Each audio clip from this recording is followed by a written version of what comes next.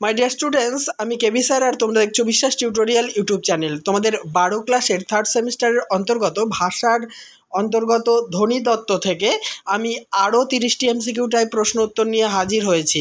এর আগে তোমাদের জন্য প্রতিটি পর্বে 30টি করে মোট 180টি প্রশ্নোত্তর আলোচনা করেছিলাম 6টি পর্বে। আজকে 7ম পর্বে রয়েছে আরও 30টি এমসিকিউ টাইপ প্রশ্নোত্তর। যারা আগের পর্বের ভিডিওগুলি দেখোনি অবশ্যই চ্যানেলের সঙ্গে যুক্ত হওয়ার জন্য চ্যানেলকে সাবস্ক্রাইব করে নিয়ে আমার চ্যানেলের প্লেলিস্ট ফলো করতে থাকো। দেখো আজকের প্রশ্ন, গুচ্ছধ্বনির সংখ্যা কত? প্রায় 200টি। নেক্সট, যুক্ত ধ্বনির সংখ্যা কত? 28টি। পরের প্রশ্ন, অর্ধস্বর কয়টি? 4টি। নেক্সট, খণ্ডিত ধ্বনিকে কি বলা হয়? বিভাজ্য ধ্বনি। বা এইভাবে আসতে পারে যে খণ্ডিত ধ্বনির অপর নাম কি? উত্তর হবে বিভাজ্য ধ্বনি। 185, দন্ত স কী ধরনের বর্ণ? এটি দন্তমূলীয় বর্ণ। নেক্সট, আ কী ধরনের স্বরধ্বনি? কেন্দ্রীয় স্বরধ্বনি। 187, র কী ধরনের ধ্বনি? কম্পিত ধ্বনি। জেনে নেব নেক্সট প্রশ্নোত্তর, ডয়শূন্য র কী ধরনের ধ্বনি? এটি হচ্ছে তাড়িত ধ্বনি। পরের প্রশ্ন 189, বাকযন্ত্রের সাহায্যে উচ্চারিত ধ্বনিকে কি বলে? বাকধ্বনি বলে। নেক্সট, দুটি 3 ব্যঞ্জনযুক্ত ধ্বনির উদাহরণ দাও।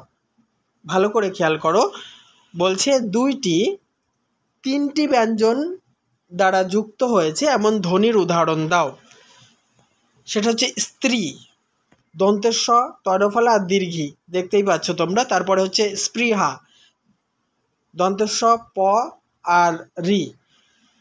তাহলে এটা হচ্ছে 3 ব্যঞ্জন যুক্ত ধ্বনির উদাহরণ, স্ত্রী আর স্পৃহা।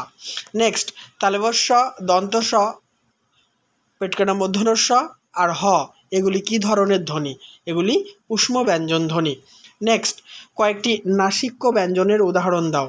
উঁ, ইঁ, দন্ত ন, মূর্ধ ন এবং ম। 193, হ কি ধরনের বর্ণ? কণ্ঠনালীয় বর্ণ। নেক্সট, একটি ঘোষ ওষ্ঠধ্বনির উদাহরণ দাও। ভ। 195, কণ্ঠনালীয় অথচ উষ্ম ধ্বনির একটি উদাহরণ দাও। উত্তরটি হবে হ ধ্বনি। পরের প্রশ্ন, ল কি ধরনের ধ্বনি?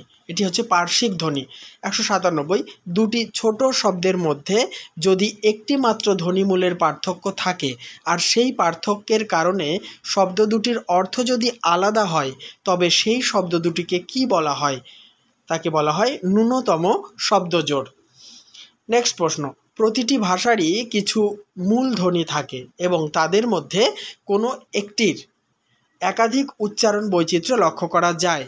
এই মূল ধ্বনির উচ্চারণ বৈচিত্র্যকে কি বলা হয়? উত্তর হবে সহধ্বনি বলা হয়।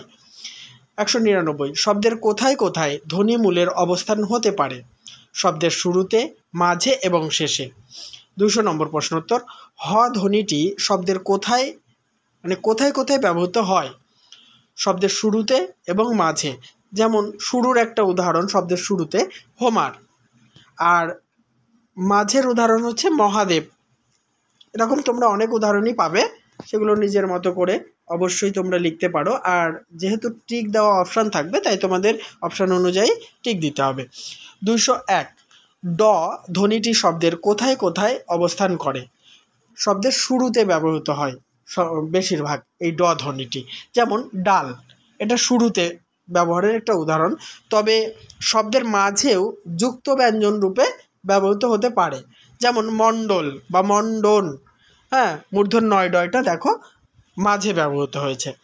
পরের প্রশ্ন, বাংলায় কয়টি অনুনাসিক স্বরধ্বনি আছে? 7টি।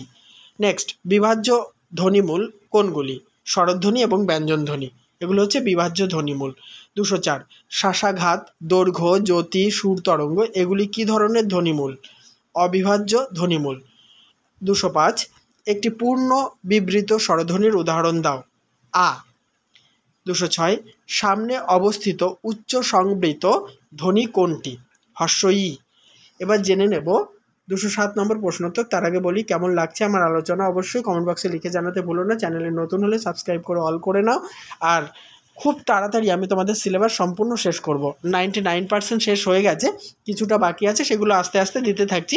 আগে পর্বের ভিডিওগুলি অবশ্যই আমার চ্যানেলের প্লেলিস্ট ফলো করো, ওখানে সমস্ত কিছুর উত্তর তোমরা পেয়ে যাবে। আর হ্যাঁ, 100% কমন তোমরা আমার চ্যানেল থেকেই পাবে। 207, একটি নিম্ন মধ্যধ্বনির উদাহরণ দাও। অ। পরের প্রশ্ন, মুখের মান্য বাংলার ব্যঞ্জন ধ্বনির সংখ্যা কত? 30টি।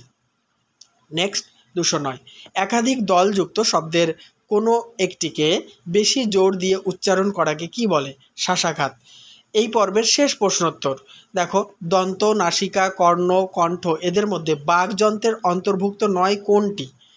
কর্ণ বাকযন্ত্রের অন্তর্ভুক্ত নয়। ঠিক আছে, তাহলে এই পর্ব আমি শেষ করলাম। নেক্সট তোমাদের সিলেবাসের অন্তর্গত গুরুত্বপূর্ণ ক্লাস নিয়ে হাজির হব। ততক্ষণ আমার চ্যানেলটিকে ফলো করতে থাকো।